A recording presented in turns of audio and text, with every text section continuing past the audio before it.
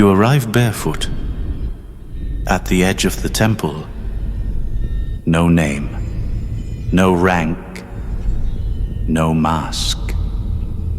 And there he waits, the fool, 0, Aleph, the first breath before creation.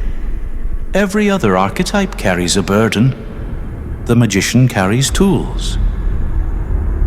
The priestess carries secrets. The emperor carries laws. But the fool carries nothing, and so he carries everything. He steps forward with a smile, mocking, radiant, infinite. The world laughs at him, but the world also fears him. Because the fool is a paradox. He is the vow and the breath before the vow. He is the laugh that cancels the vow. Both are sacred.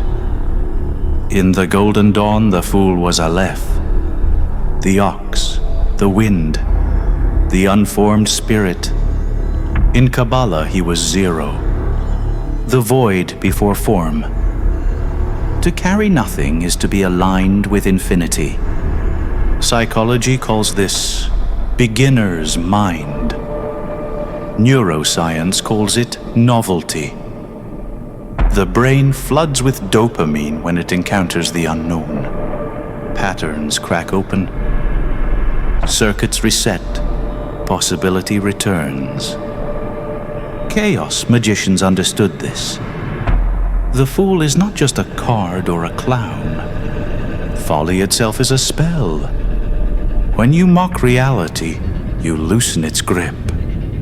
Every paradox, every absurd act becomes a wedge driven into the structure of belief.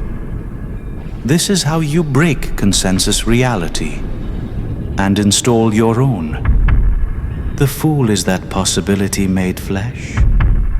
He is not the one who knows. He is the one who dares to begin. But look around you. The world has banished the fool. We built a culture of straight lines, productivity cults, endless seriousness, status and schedules nailed into our skulls. No room for folly, no space for play. Only machines, and the demand that you become one. Psychology shows what happens. The mind hardens, the self becomes a cage. Your default mode network keeps looping the same tired narrative. Who you are. What you must be. The little story you can never escape. The fool breaks stories. He mocks them. He shatters their solemnity. In neuroscience, this is violation of expectation. The anterior cingulate lights up. Your brain admits something is wrong. Something does not fit. And in that rupture, new paths appear. That is why kings once kept jesters. Not for comedy, but for survival. The fool was the one who could say the forbidden truth. He was the shock that prevented stagnation. The fool forces the brain to admit it does not know. Step inside the temple.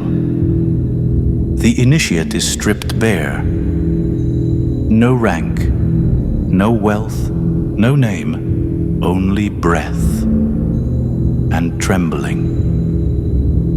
This is the fool's first mask, the initiate. When the ego dissolves, a new self can be born. Psychology calls it ego death. Neuroscience calls it a reset of the salience network. The hierarchies collapse. The brain loosens its grip. A space opens for transformation. But the fool wears a second mask. The trickster. He is not only the gatekeeper of the temple, he is also the one who mocks the temple walls. Parody is his weapon. Absurdity is his shield. Even the most solemn magicians knew this. That is why ritual is filled with barbarous names and strange sounds. They sound absurd, even laughable. Yet in that absurdity, power slips through. The fool is hidden there, mocking the right while making it work. When he ridicules authority, he disarms it. When he breaks the script, he becomes immune to the script. And in your nervous system, the same magic unfolds. Laughter floods the body with endorphins. The amygdala, the fear center, goes quiet. Safety is felt. The brain rewires. Every joke is a miniature initiation. You step into chaos, lose the script, and emerge with new circuitry. This is the fool's secret. He is both the barefoot initiate and the grinning saboteur. Both doors open at once. He is the gate and the saboteur of the gate. He stands at the temple threshold, but he also slips outside to throw stones at its windows. He is both the welcome and the insult, both the entry point and the disruption. Civilizations fear him. Empires demand seriousness, hierarchy, legibility. The fool answers with nonsense. A crooked smile, a joke that turns the king red with rage, and yet without him, power corrodes. Without folly, tyranny hardens into stone. The psyche fears him too. The persona wants consistency, order, masks that never slip. The fool breaks those masks with paradox. He whispers contradictions until certainty unravels. He forces the mind to see its own absurdity. Jung saw it. Individuation requires folly. Without the fool, wisdom calcifies into dogma. Without the fool, the self becomes a tyrant. The fool is not opposite to wisdom. He is the guardrail that keeps wisdom alive. Now it is your turn to call the fool into your own life. The rite is simple. Choose one act of deliberate folly. Sing to your coffee before you drink it. Wear your shirt inside out. Talk to the mirror as if it were an oracle. Your brain will resist. It will whisper that you look ridiculous. That resistance is the mask cracking. That is the default mode network panicking. And when you laugh, the circuitry resets. New pathways are born. This is ritual folly. It is not comedy. It is liberation. A way to break the spell of seriousness and reclaim the beginner's mind. Step barefoot into the temple. Laugh in the face of the altar. Both are holy. And now the question is yours. What do you see in the fool? Do you fear him? Or do you welcome him?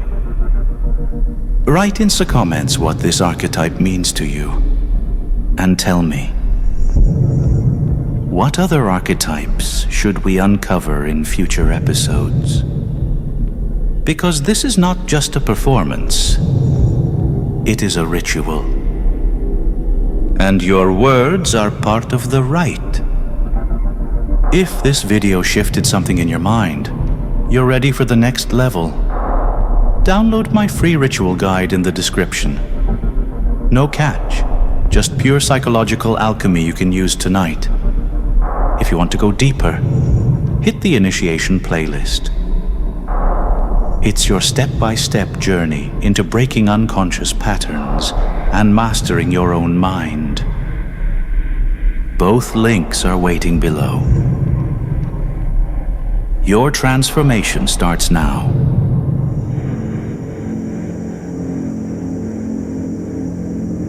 Until next time.